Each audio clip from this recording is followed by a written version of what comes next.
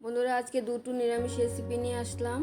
সজনে আলু টমেটো দিয়ে ঝোল আর থাকছে জালি ভাজা। পুরো ভিডিওটা দেখবে।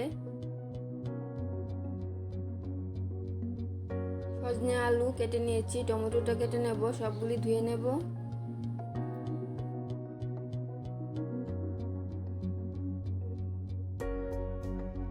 সবগুলি ধুয়ে নিয়েছি। কড়াইটা বসিয়ে দিলাম, কড়াইতে সরিষার তেল দিয়ে দিলাম। রেসিপিটা কিন্তু খুব সিম্পল, কিন্তু খেতে অসাধারণ হয়। তেলটা গরম হয়ে গেছে, ফোড়নে দিয়ে দেব মেথি, তেজপাতা, শুকনো লঙ্কা। তোমরা যদি ফোড়নে 5 ফোড়ন দিতে চাও তাহলে দিয়ে দেবে। ফোড়নটা দিয়ে দিলাম।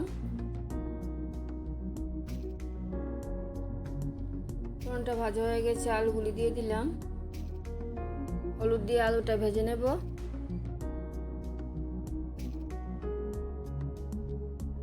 আলুটা ভাজা হতে হতে মশলাটা পেস্ট করে নিচ্ছি। জিরে গুঁড়ো আর কাঁচা লঙ্কা, আর কিছু দিইনি। তোমরা যদি আরও মশলা ব্যবহার করতে চাও তাহলে দিয়ে দেবে। একসাথে পেস্ট করে নেব।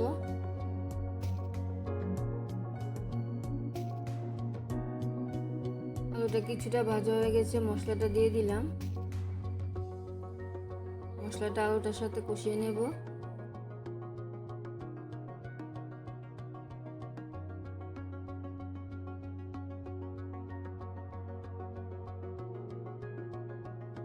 মশলাটা কষিয়ে নিয়েছি, সজনে ডাঁটাটা দিয়ে দেব।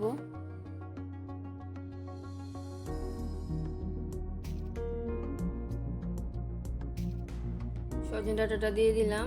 জল দিয়ে সজনে ডাঁটাটাও মশলা আলুর সাথে ভালো করে কষিয়ে নেব।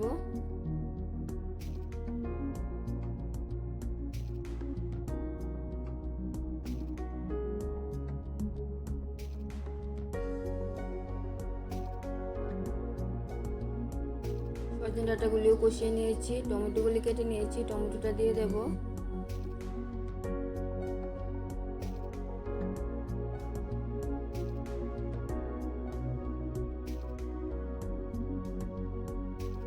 টমেটোগুলি সজনে আলুর সাথে ভালো করে কষিয়ে নিচ্ছি। অল্প কাশ্মীরি লাল লঙ্কা গুঁড়ো দিয়ে দিলাম, আর একটু জল দিয়ে আর একটু ভালো করে কষিয়ে নেব। এরকম দিনে হালকা পাতলা রেসিপি খেলে ভালো হয়।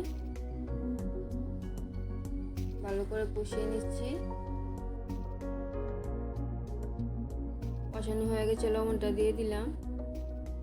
লবণটা দিয়ে ভালো করে মিশিয়ে নিচ্ছি। ফুটানো গরম জল দিয়ে দিলাম।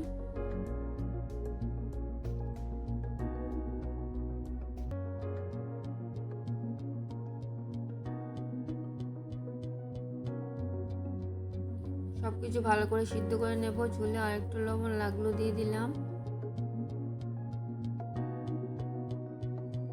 আমি তেল আর মশলা কম ব্যবহার করেছি, তোমরা চাইলে বেশি দিয়ে রান্না করে নিতে পারো। সবকিছু সিদ্ধ হয়ে গেছে, রান্নাটা একদম কমপ্লিট হয়ে গেছে। তোমরা চাইলে আলুগুলি ভেঙে দিতে পারো।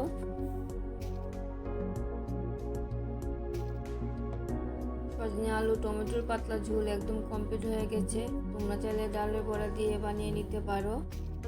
আর একটা রেসিপি নিয়ে এসেছি, জালি ভাজা। পুরো ভিডিওটা দেখবে।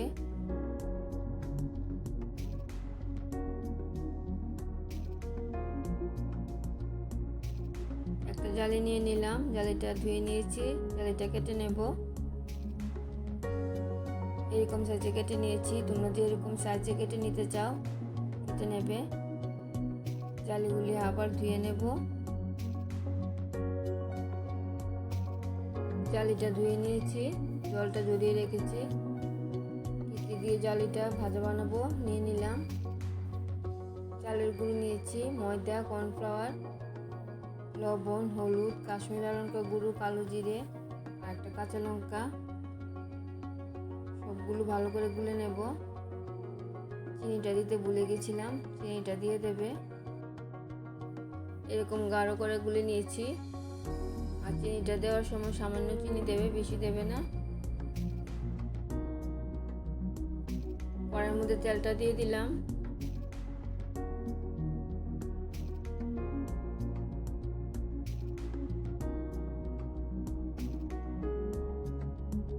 গোলা ফুচকাটা একদম আঠো আঠো থাকবে।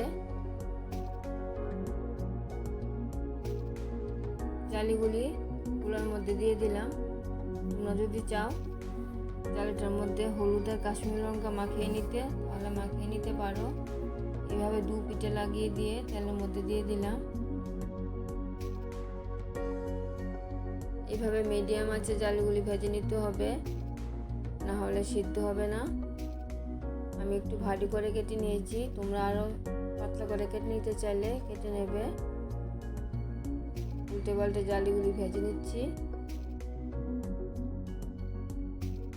এই জালি ভাজাগুলি হয়ে গেছে, নামিয়ে নিচ্ছি। বাকিগুলিও ভেজে নেব। জালির মধ্যে কিন্তু অতিরিক্ত জল থাকে, তবু খেতে অসাধারণ লাগে। বাইরে থেকে মুচমুচে আর ভেতরে একদম নরম থাকবে, তবু বানিয়ে নেবে। সবগুলি ভেজে নিয়েছি, বাকিগুলিও ভেজে নেব।